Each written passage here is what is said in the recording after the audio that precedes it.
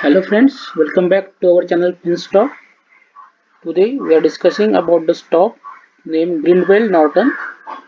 Grindwell Norton Limited is engaged in the business of manufacturing abrasives, ceramics and plastics and providing IT solutions. Strong percentage. The company is one of the subsidiaries of Capgemini de Saint-Gobain, the trans international group with its headquarters in Paris. As of March 2021, it holds a stake of 51.33% in the company. Products अगर आप देखते हैं तो abrasive, the company's abrasive business market and manufacturers a full range of bonded abrasive, coated abrasive, including non-woven abrasive, thin wheels and super abrasive.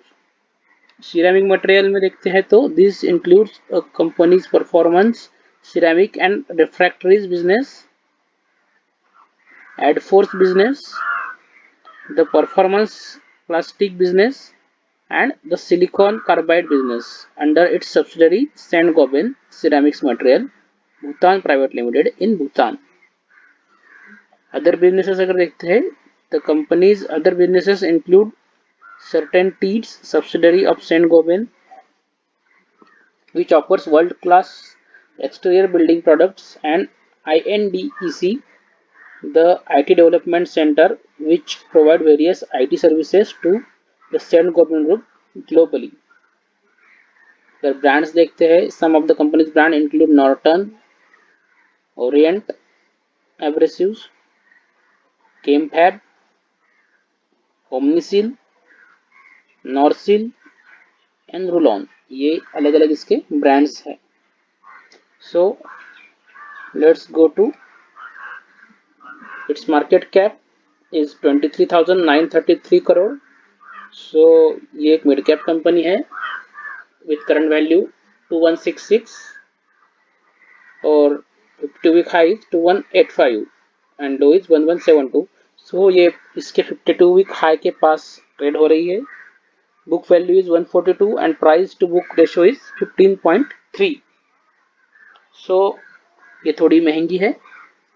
इसका industry P जो है average industry 48 और stock P 74, तो as compare to other peers ये महंगी है. Profit growth is 18.4%, operating profit margin is 20% है इसका. You can see its 1 year graph. It has moving up of the 52-day moving average and 200-day moving average. Pros and cons. Company is almost debt free. Company has delivered good sales growth of 19.7 CAGR over the last 5 years. Company has been maintaining a healthy dividend payout of 44.8%, तो एक अच्छा dividend देती है. Stock is trading, cons में देखते हैं, stock is trading at 15.3 of its book value, ये हमने डिस्कस किया है. एंड दूसरा है company has delivered poor sales growth of 9.76% over the past 5 years. यानी सेल्स ग्रोथ जो है यानी सेल्स में बढ़ा हुआ कम है, कम बढ़ रहा है ईयर ऑन ईयर बेसिस में. इसके अगर हम पीयर देखते हैं तो ग्रीनवेल ही बड़ा ये है मार्केट कैपिटलाइजेशन के हिसाब से कंपनी. इसके बाद है कार्बोरेंडम, इसके बाद है वेंड्स इंडिया, ओरिएंट एब्रेसिव और वेलकास्ट स्टील्स, ऐसे इसके पीयर्स है. If you go to profit and loss 2011 till 2022, 84 crore से प्रॉफिट बढ़कर 296 करोड़, ऑलमोस्ट 300 करोड़ के पास है. Sales growth 20%, compounded profit growth 18% है लेटेस्ट. स्टॉक प्राइस CAGR है 77%, यानी एक साल में 77%, 77% तक स्टॉक बढ़ा है. और रिटर्न ऑन इक्विटी है 19%. अगर हम शेयर होल्डिंग पैटर्न देखते हैं तो 58% शेयर होल्डिंग था, जो कि ऑलमोस्ट कांस्टेंट है. FI का होल्डिंग 4% से बढ़कर 7% तक पहुंच गया है. DI का 15% से वो भी ऑलमोस्ट कांस्टेंट है. और पब्लिक का थोड़ा कम हुआ है 21 से 19%. तो पब्लिक ने बेचे हैं शेयर और FIIs ने खरीदे हैं शेयर ये कंपनी में, ऐसा हमें दिख रहा है. Let's go to ticker tape. Intrinsic value ज़्यादा है as price to book ratio is high, लेकिन रिटर्न अच्छे जनरेट किए हैं, जैसे कि 77% रिटर्न दिया है एक साल में। Dividend is not that much attractive, so वो रेड दिखा रहा है।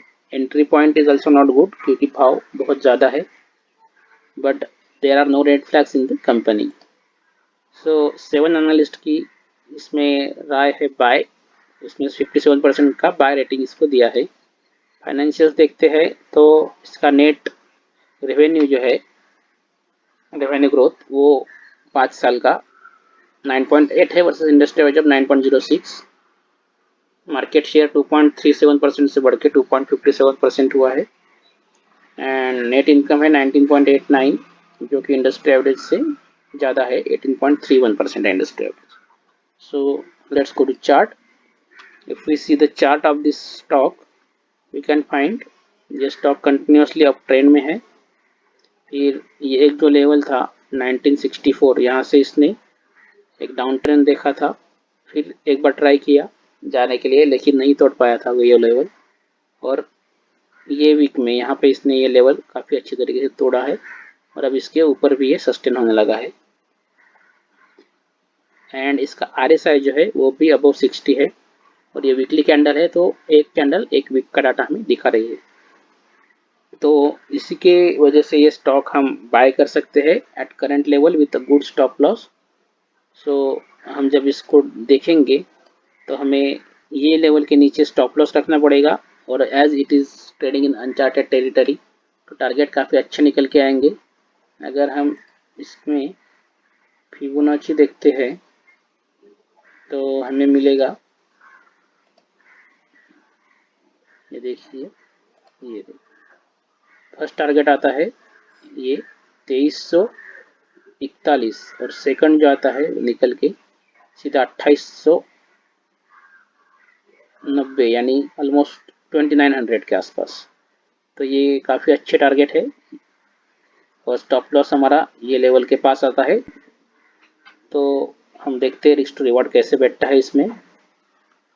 अगर हम यहाँ पे लॉन्ग पोजीशन लगाते हैं तो हमारा ये यहाँ पे रिस्क आ जाता है। इसके अगेंस्ट में फर्स्ट रिवॉर्ड जो आता है वो यहाँ भी यानी 1:1 तो आ रहा है पहला ऑलमोस्ट, और दूसरा जो आएगा ये लेवल आएगा 1:3 के रिवॉर्ड से। तो जैसा कि हम जानते हैं कि अगर हम ट्रेड लेते हैं और जैसे ही हमारा ट्रेड एक प्रॉफिटेबल होने लगता है तो we have to trail our stop loss.